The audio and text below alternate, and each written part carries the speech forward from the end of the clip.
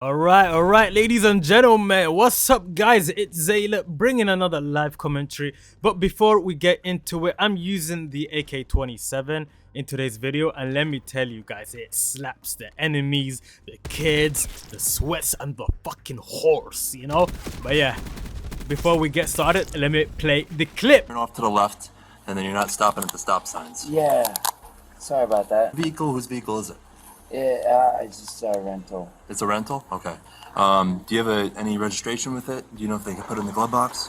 What are you visiting? Yeah, I'm on tour. What are you doing? I'm on a world tour. I'm Justin Timberlake. What's 1 1,000, 2 1,000, 3 1,000, 4 1,000, 5 1,000. Alright, that's all good. Cooked. Alright. By the way, Put your lips over it and you blow into it like you're blowing a balloon. No? Yeah. Okay. So, oh my god, 1 second. Holy shit. See, I'm already going to town. But, so apparently there's footage of Justin Timberlake getting pulled over by the cops.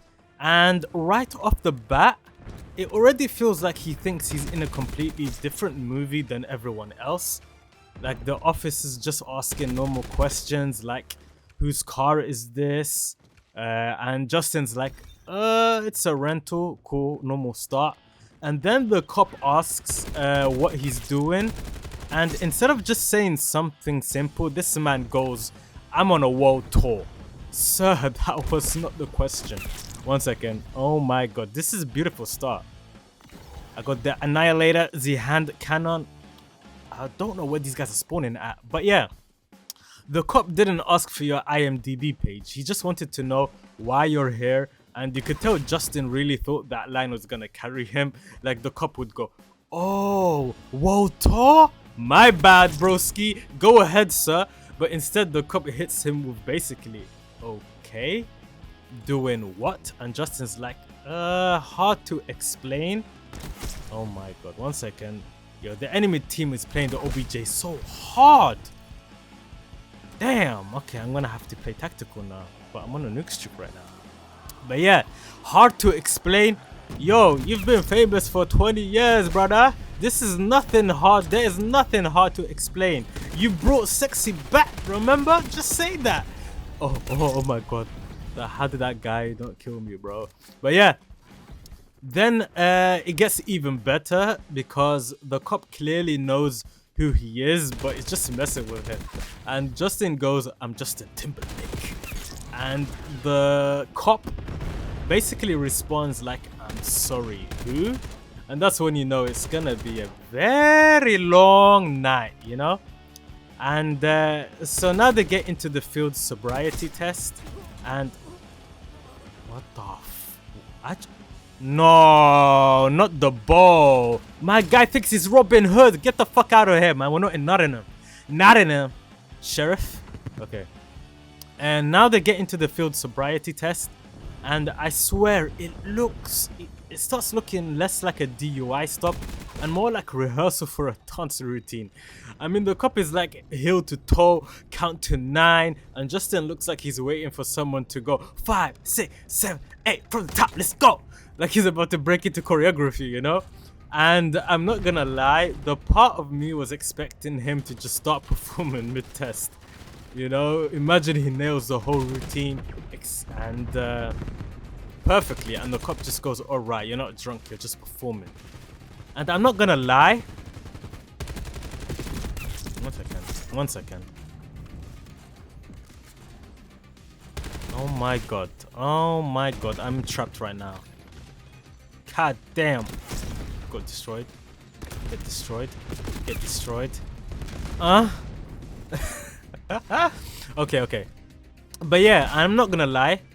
But no, that's not what happens. He's struggling, he's wobbling, and then they bring out the breathalyzer, and the officer explains it super clearly.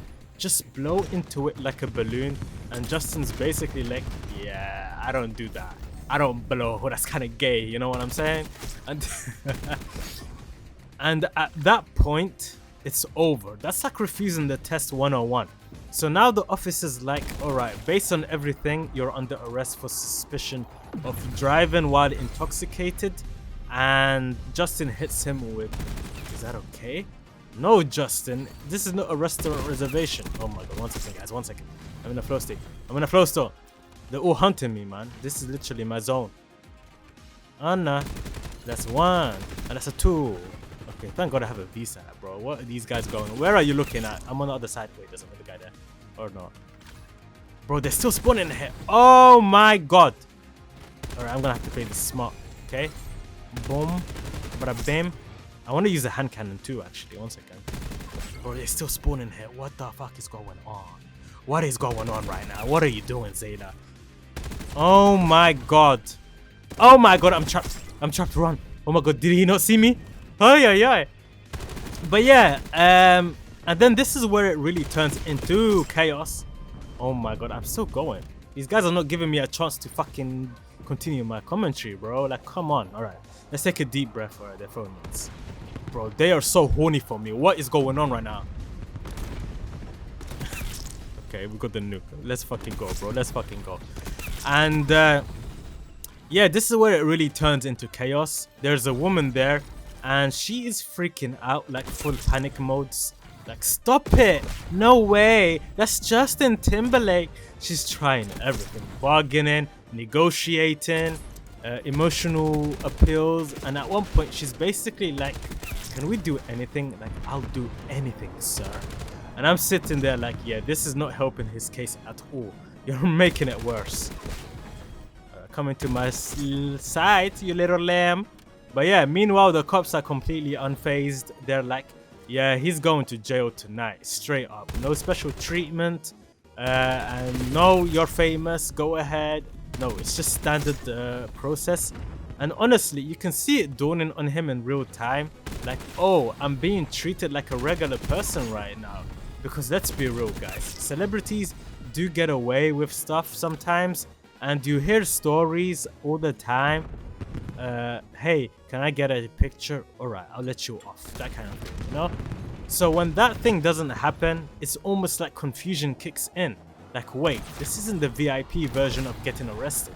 And then he tries to switch it up and goes, I appreciate you guys doing your job. Okay, for some reason I bugged out. Like, wait.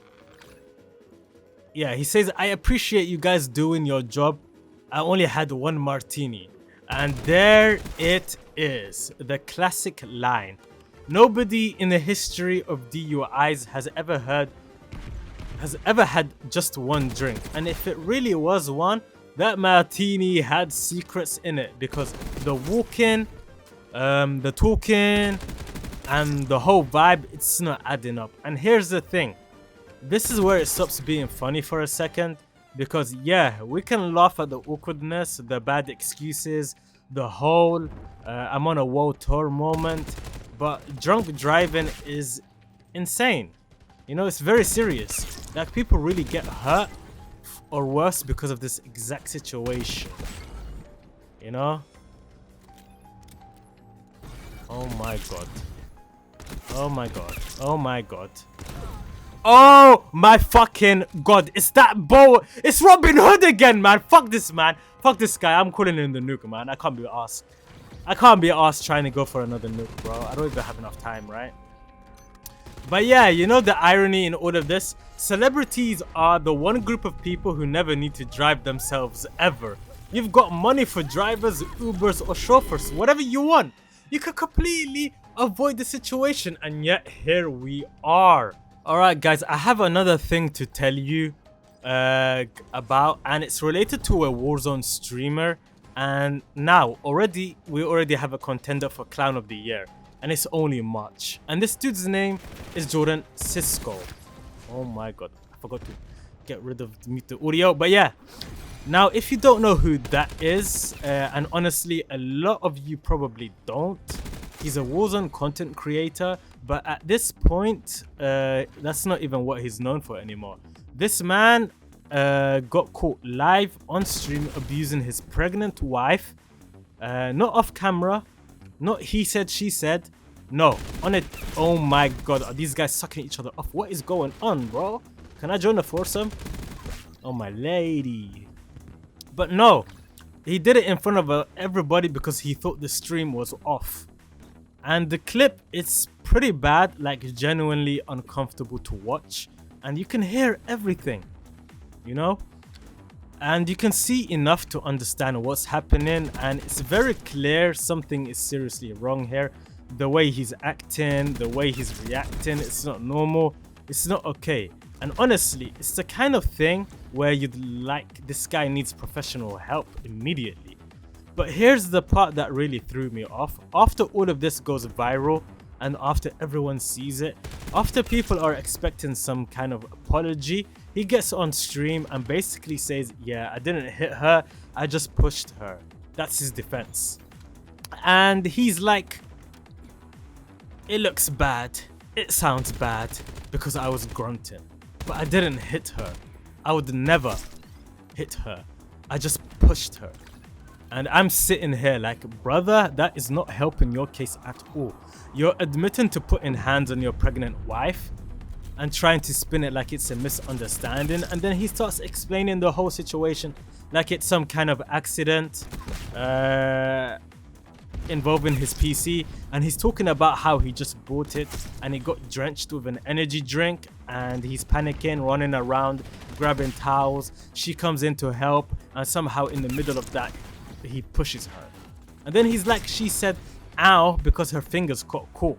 Nah, broski, nah. 1 second. Oh la la, I'm having so much fun with the hand cannon, bro. Oh my god, we're already on a brutal. We're flawless right now, but right, we haven't died once. 0 deaths, 0 death run. Okay, you just got slid into your DM, sir. But yeah, when you actually watch the clip and listen to it, it does not sound like someone's lightly pushing a hand away. It sounds aggressive, it sounds like impact, and you can hear it. There's no way to sugarcoat it. And then he doubles down, saying he's like, if I actually hit her, she would have reacted differently. And that's the argument, which is wild because people react differently to shock, to fear, to stress. That's not proof of anything.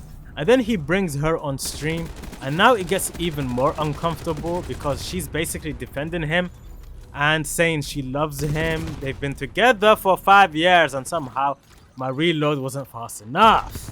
But yeah, and when you continue to watch it, it gets really sad, honestly, because you can't watch that and not feel like something is off. Like either she's protecting him or she's been in this situation long enough that it feels normal to her. And that's the scary part about these kinds of relationships. And meanwhile, in the background, he's saying we're in a happy relationship, everything's good, and then suddenly, boom, the stream ends, the VOD disappears, and everything is gone. And you're just left sitting there like, yeah, that doesn't make it look better. And now here's what makes it even worse. People started digging up old clips from his past streams, and you can see a pattern: screaming, raging, losing control over small things, talking crazy to people. And it's not just a one-time incident.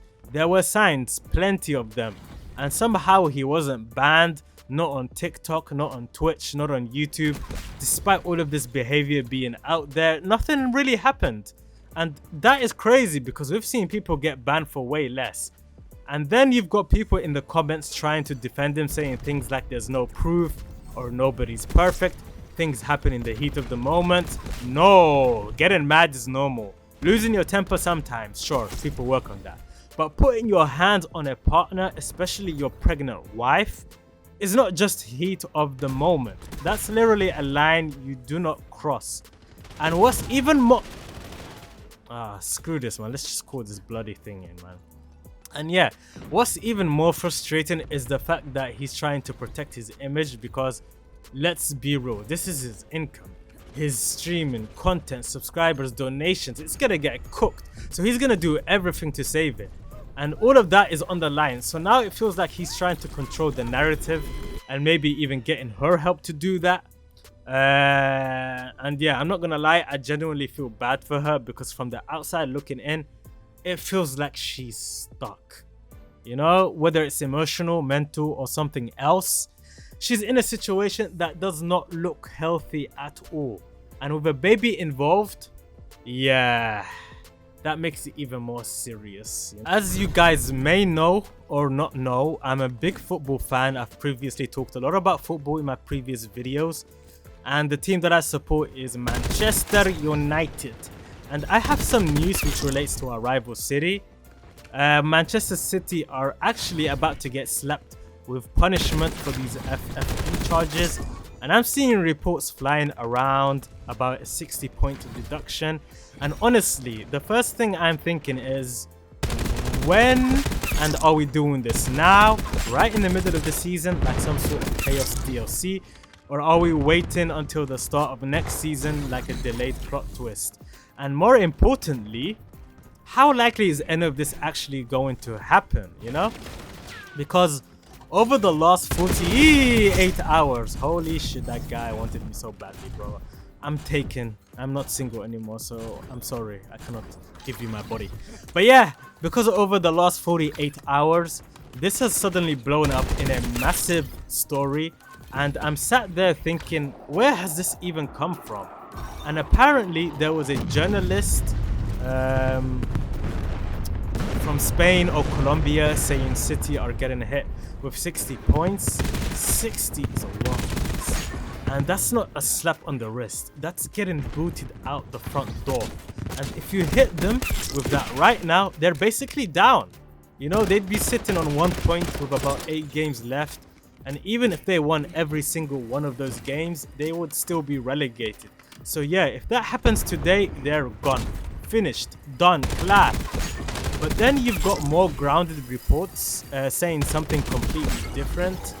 And a couple weeks ago, it was being said that neither side, the Premier League or City, had any idea when a decision was coming.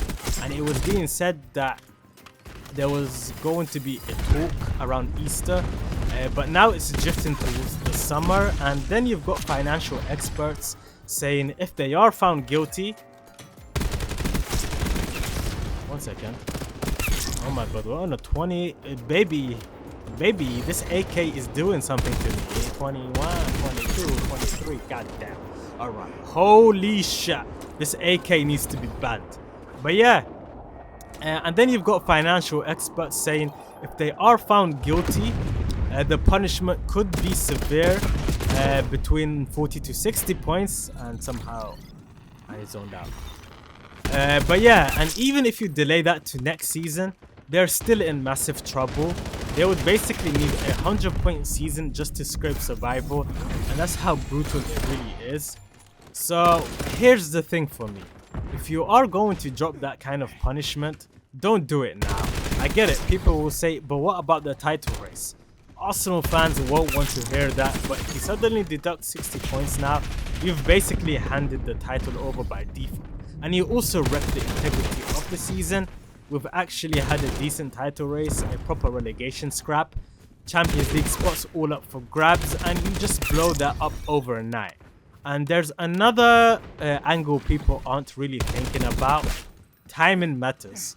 And if you relegate City now, they go down in May 2026. Probably come straight back up in 2030. What? Okay, fix up Zeyla. I died twice. I could have had the fullest run right now. Alright, we still got plenty of time to get the Nuki. But yeah, they're gonna be back anyways in 2027. And so if you wait until the summer and start next season with a 60-point deduction, they go down in 2027 and don't come back until 2028. That's an extra year out. That is a bigger punishment. So if you actually want to hit them properly, you wait. But all of this is assuming they've even found guilty. And that's a big if, because people are acting like if that verdict drops, City are just going to go, you know? Fair enough, lads, we'll take that. No chance. This is a massive case with huge stakes. There will be appeals, and those appeals could drag on for years. So anyone expecting some quick, clean resolution, I wouldn't really count on it. And I'll be honest, I've gone a bit full circle on this whole thing, When it first came out a couple years ago, I was like, yeah, they've cheated, send them down, make them climb back up. And it sounded dramatic, exciting, you know, even. But now I'm a bit bored of it, you know. It's just dragged on, and in that time, City have been playing great football. They've signed interesting players. Pep Guardiola is still a top manager. They're not even the unstoppable juggernaut they were a few years ago. And look at their behavior in the market. They're signing players, offering huge wages, bringing in talent. And does that look like a club that thinks it's about to get relegated? Not at all. If anything, they're acting like everything is fine. And if they are genuinely worried, you'd see them cutting costs, you know? You'd see them offloading big players like Haaland, preparing for the worst. Instead, they're handing out massive contracts, and that tells you something. And, okay, we're on another 20 gun streak, let's go. And thinking about the players themselves, do you really think top players and their agents aren't asking what happens if there's a 60-point reduction? Of course they are. And the likely answer from City is probably, don't worry, even if something happens, we'll appeal it and he'll still be playing Premier League and Champions League football while that goes on. And that's probably why players are still signing. And there's also the possibility that City might win the case. You know, people don't want to hear that, but it's true. Like, this isn't criminal law, it's Premier League rules. And if an independent panel looks at those rules and decides they don't hold up properly, the case could collapse. And it wouldn't necessarily mean City did anything wrong, did nothing wrong, I mean. It might just mean the rules themselves aren't enforceable in the way the league wants. And while we're at it, let's not pretend the Premier League are some flawless heroes in all of this. They've got their own issues. The product's getting worse in some ways. Time wasting, constant stoppages, the ball barely in play. Ticket prices are also through the roof. Hey, there we go, nuclear baby. And football used to be a working person's game, and now taking a kid to a match feels like you need to remortgage your house. That just didn't happen by accident, you know? And then you get the moral arguments, sports washing, all of that. And look, that's a bigger conversation for another time. But half the situation, or half the people shouting about it, are using services, companies, and brands linked to the same regions they're criticizing. So it starts to feel like a bit selective. No, I'm not gonna die there. But what we're actually talking about here in football terms is simple. You know, did Manchester City break financial rules between 2008 and 2018? If yes, they should face consequences. That's it. And there's another layer, you know, jealousy. And let's be honest about it, some of this comes from the fact that City found a way to inject money and buy top players and become dominant. And yeah, if they broke the rules doing it, punish them. But the goal was to be successful on the pitch. And you've got other clubs doing creative accounting in their own ways to stay competitive. So it's not as black and white as people make it out to be. And meanwhile, you've got clubs like Manchester United who haven't broken financial rules but have been loaded with debt by owners who've taken money out instead of putting it in, and nothing happens there. So you've got one club potentially punished for trying to build success and another suffering under ownership decisions with no consequences. And it's ironic to say the least, you know. And at the end of the day, I do think if City are found guilty, they should face serious consequences. But I don't think this is ending anytime soon. There will be appeals, delays, legal battles, you know. And I'm not even convinced the Premier League win it or away. My guy's going off. Go on. Go on, Crow. Go on. Come on, you can get it. Yeah, keep the rolling quad feed going. Oh shit, man. Never mind, bro. He was on a kill chain or something. But yeah. So we're probably in the long haul again. And that's the thing. Do City act like a club about to go down? No. Do the Premier League looks like an organization ready to win a massive legal fight? I'm not so sure. So yeah, we'll wait and see, but I wouldn't expect a clean ending anytime soon. So get your thoughts in, and I'll see you guys soon in the next video whenever I talk about football. But yeah, we're gonna wrap this game up. I'm on a long gun streak, you know. God damn, man. Am I on a 50? I'm on a 50 plus gun streak. This could have been like a 100 plus gun streak or a triple double nuke or something. God damn. God damn. Okay. For some reason my bullets did not hit register. Alright, let's call it in. Let's call that bad boy in before the game ends. Or before my teammate calls in his nuke. Because we were spanning hops and VSATs the whole entire game. You guys didn't notice that? While I was talking, maybe, yeah, you guys were focusing on looking at my sexy, beautiful face. You know what I'm saying?